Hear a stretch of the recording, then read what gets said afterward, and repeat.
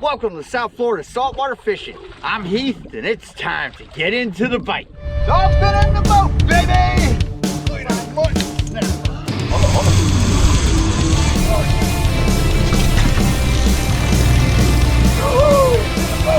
You having fun? Nice sailfish on a white bucktail jig. And we're all just like that. That's the road right there, man.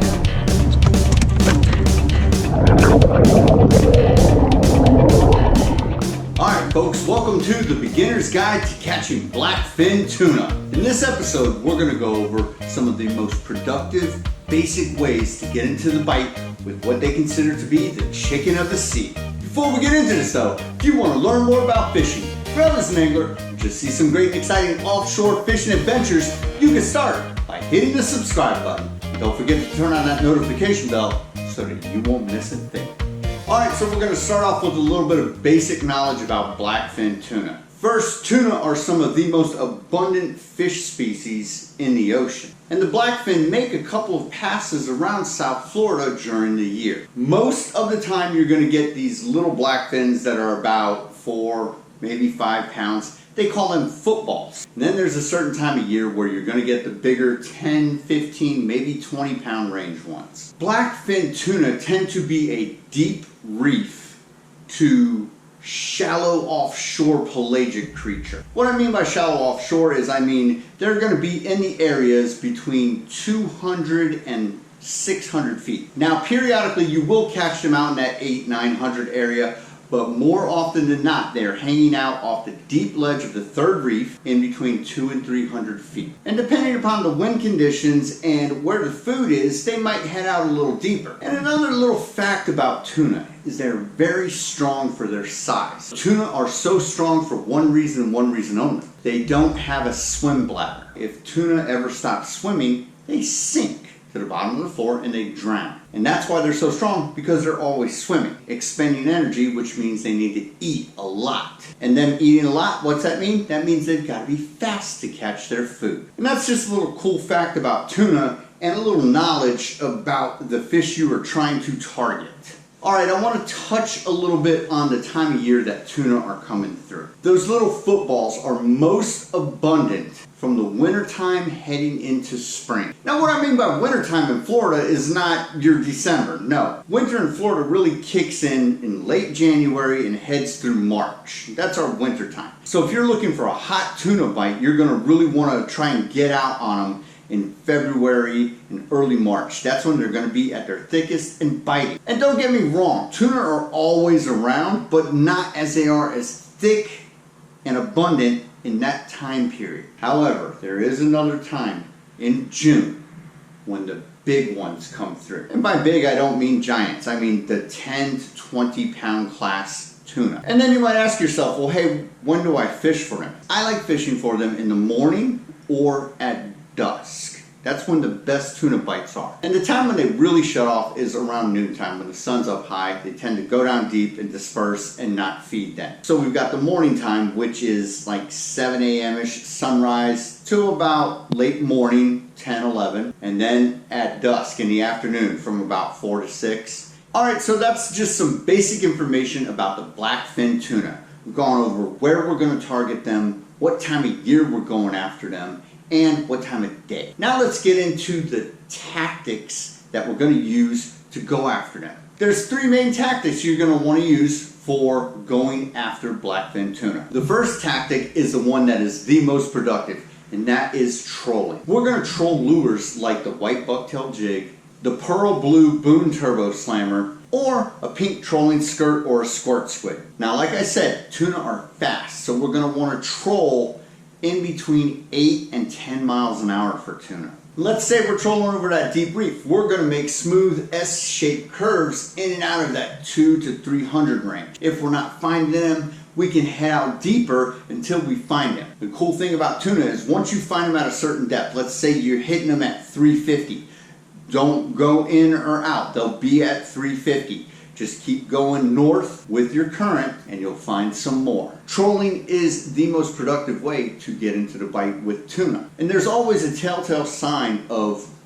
when you're going to see tuna. Whether it's blackfin or another species, the telltale sign is a big group of birds. One or two birds hitting the water might not necessarily be tuna. When you've got 10, 15, 20 birds all active on one spot of the water, that's going to be tuna. So just keep that in mind. So if you're out trolling and you see a bunch of birds and you're targeting tuna, you want to make sure that you head towards that, skirt around it. Don't try to drive straight at the birds and straight through them. Tuna move quickly.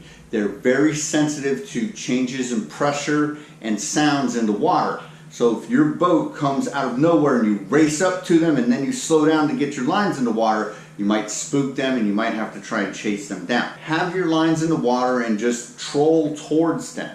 Don't change your speed. Don't change that sound in the water. And the last bit of information about trolling is you don't need really heavy gear. I like to use either medium class gear or I like to use light spinners. It's a great sport fish, so not only does it make great dinner, it also makes great fun. You take friends and family out or folks who are looking to catch fish and you put them on some nice tuna, and not only are they gonna have a lot of fun catching it and making memories, they're also gonna have this fish that blisters and peels out that line, and it's super exciting. All right, what we're gonna do right now is we're gonna head out on the boat and I'm gonna show you what it's like to get into the bite with blackfin tuna on the troll. Some birds out about, maybe a quarter of a mile in front of me.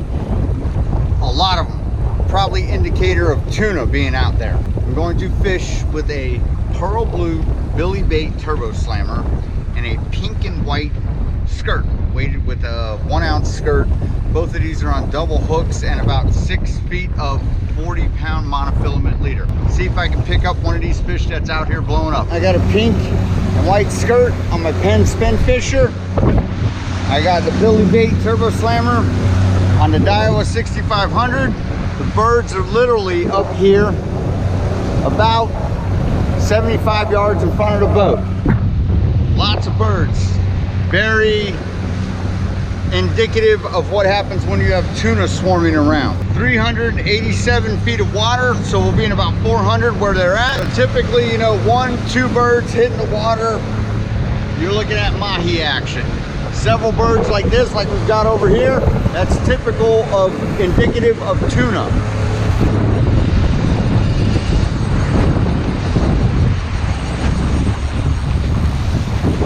All right, we got someone on the pink and white skirt. We're gonna reel them up and see what happens.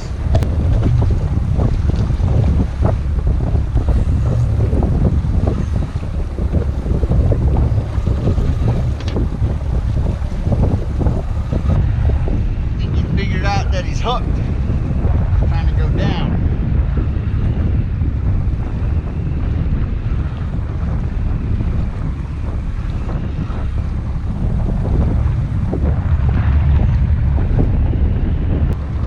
Feel some head shakes.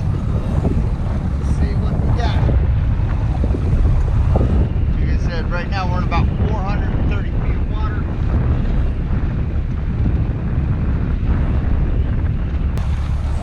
Comes, I see him.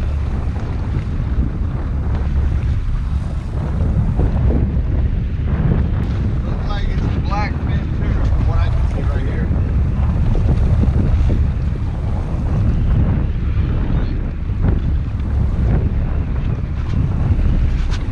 And I'm right. There you go. Like I said, all them birds indicative of a tuna bite. All right, so that was some good old-fashioned fishing fun. Nice blackfin tuna on the troll. Like I said, they're not always that big. And one thing that I've found more often than not is that the bigger ones don't always hit trolling lures. The bigger ones I have found tend to hang out deeper. Now that's not a rule that's set in stone, but it's just a little observation that I've made over the years. Periodically up on top, you will get one of those big fat ones. It's not impossible, but they're typically down deep. So bearing that in mind, you will want to have planers down also, because tuna will hit planers. And now I want to touch on the next tactic that I use to catch blackfin tuna, which is sight fishing them. So to sight fish them, like I said, you're going to want to definitely have those birds in the sky. They might be hanging around debris, but more often than not, it's the birds that are going to draw you to the tuna. And now if you're going to sight fish them, you're going to want to sneak up on them because, like I said, you don't want that boat and that change, that pitch and sound, they might run away. And what I like to use when I'm sight fishing them is a white bucktail jig, either a 1/2 ounce or a 3/4 ounce. And I like to fish this way on a light spinner, something like a Penn Spinfisher 5500, spooled with 12-pound mono, and then I'll have about 8 to 10 feet of 20-pound fluorocarbon as my leader. We've got our bucktail jig tied on, we're going to pitch it out, and we're going to reel it in as fast as we can. You can jig it once you get your rhythm in and reeling really fast, but what counts more than the jigging on the retrieve to get the fish to run up and bite it is speed. Alright, and so here we go again. We're going to head back out on the boat. I'm going to show you what it's like to sight fish and get into the hookup with the blackfin tuna. What I'm going to try to do is get back into the thick of those birds and see if I can sight fish one of these up. Have a little bit of fun. Alright, we're here at the birds. I got my 1/2 ounce white bucktail from the pro jig.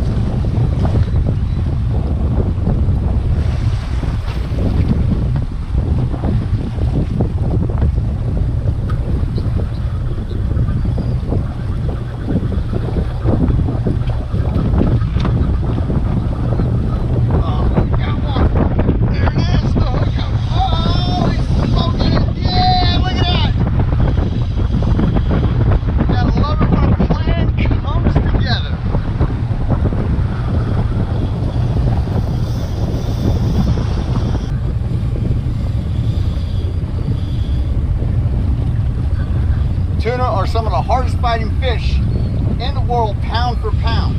But regardless of how big they are, 5 pounds, 20 pounds, giant bluefin tuna, they're massive. If your gear is rated for what you're going after, it's going to be a blast.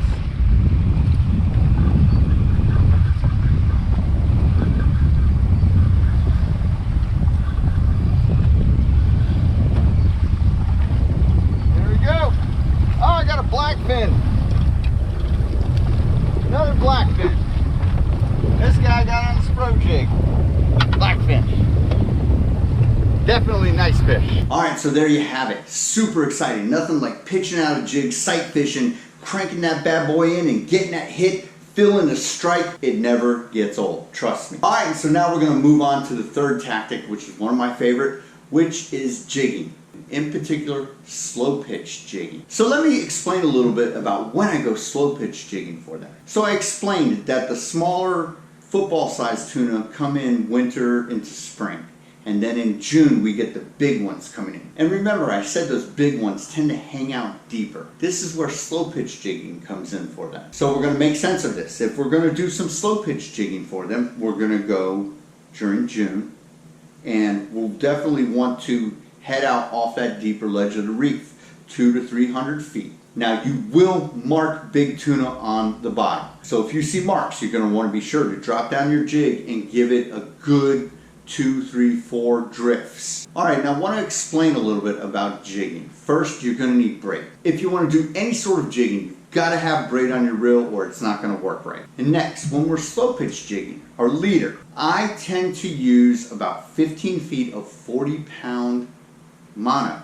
You can use fluorocarbon if you want to, but you don't have to. I've found it doesn't really make a difference. And now our depth, like I said, we're in 200 to 300 feet, so I tend to use a 200-gram slow pitch jig. And the style of jig always depends upon my current. If I've got a stiffer current, I'll use more of a slim stick style jig. And if I've got a slower current, like a 1 to 2 mile an hour current, I'll tend to use a flatter jig that will flutter more. It's gonna pitch and fall, pitch and fall. We want that flutter. We want simulation of injured bait fish trying to retreat from the bottom. And that's what slow pitch jigging is in its essence. It's bottom fishing.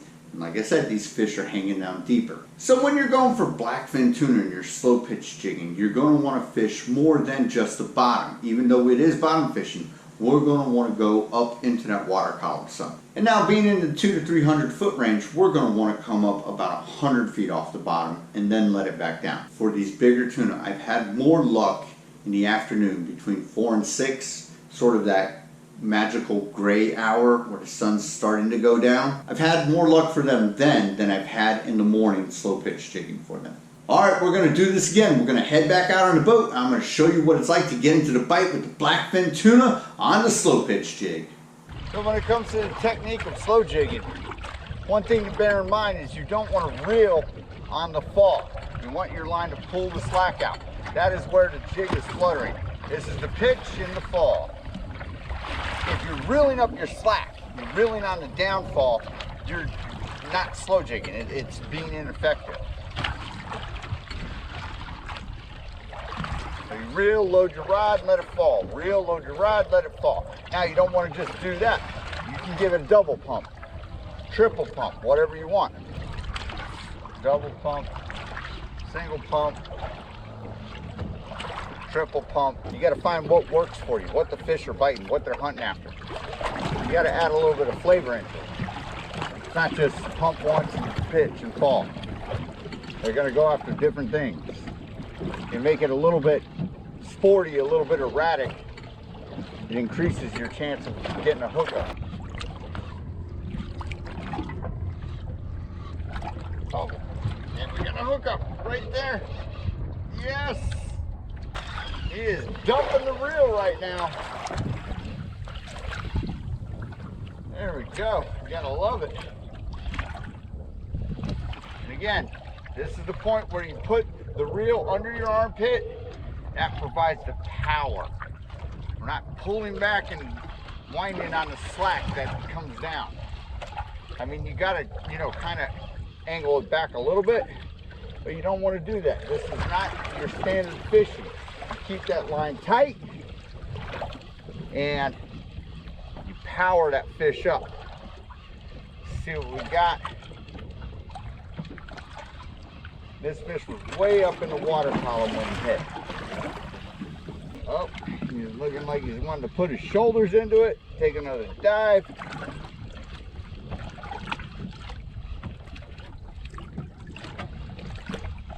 Here he comes. Right at a leader. Let's see what we got. This is the part where patience plays a factor. He's doing some death spirals. We shall see what we got. And it looks like we got a blackfin tuna.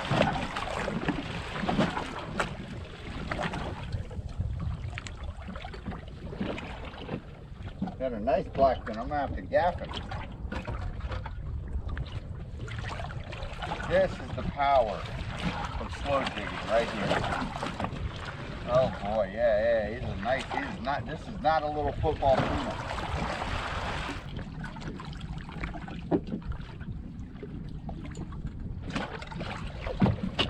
And there we go. Look at that blackfin tuna right there. Blackfin tuna on the slow jig. And that right there is why slow pitch jigging for blackfin tuna is one of my favorite tactics to target them. And so there you have it, the 3 tactics that I like to target blackfin tuna with. And I truly believe that tuna are so hungry that they are one of the easier pelagic fish to target. Alright, that about does it for this episode, folks. Hope you had fun, hope you enjoyed, and I hope you learned a little bit in this beginner's guide to catching blackfin tuna. Till next time, South Florida saltwater fishing, going wherever the cool wind takes us.